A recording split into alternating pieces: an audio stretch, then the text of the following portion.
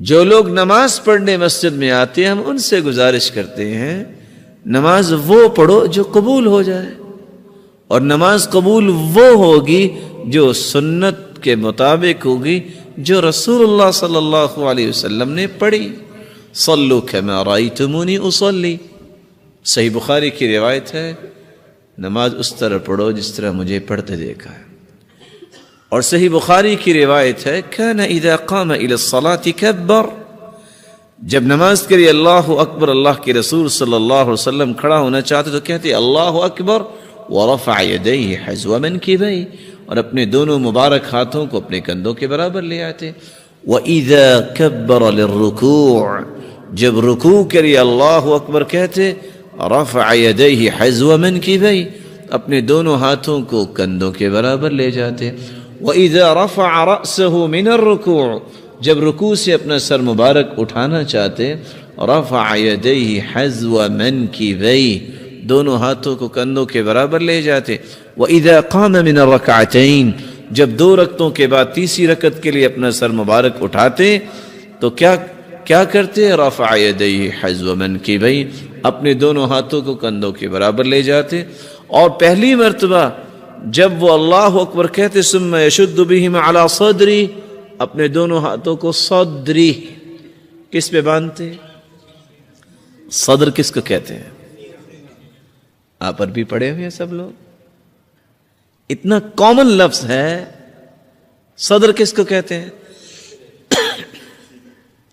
سینے کو. اور سینہ کہاں ہے؟ ہاتھ کے اشارے سے نہیں، اس کو بیان بھی تو کیا جا سکتا ہے نا. سینہ کس کو کہتے ہیں؟ آج کل تو کہ خاصے ملٹی پرپز آگے ہیں، ہو سکتا ہے کہ کوئی کسی کا سینہ نیچے بھی چلا گیا ہو سکتا ہے نا.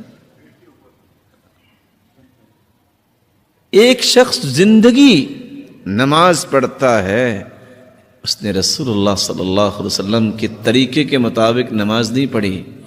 اور سلسلہ صحیحہ کی روایت غور سے سنیے گا.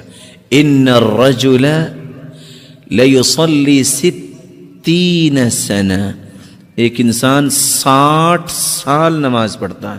اس کا مطلب یہ نکلا اٹ مینز کہ اس کی عمر 70 سال ہے، کیونکہ 10 سال کی عمر میں اس نے نماز پہ مار کھانی ہے نا اگر نہیں پڑھتا تو. قیامت کا دن ہوگا وَلَا يُقْبَلُ مِنْهُ صَلَاةٌ، 60 سال نماز پڑھی لیکن قیامت کے دن ایک بھی نماز اس کی قبول نہیں ہوگی. بڑی خوفناک بات ہے. کیا ہو گیا؟ کیا اس نے وضو نہیں کیا؟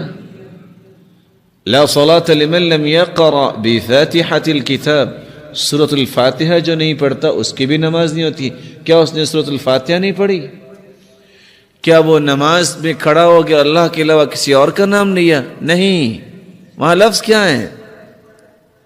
لعلہ یتم الرکوع ولا یتم السجود ویتم السجود ولا یتم الرکوع، شاید کہ اس نے رکوع صحیح کیا سجدہ صحیح نہیں کیا، سجدہ صحیح کیا تو رکوع صحیح نہیں کیا. کیا بنے گا اس انسان کا؟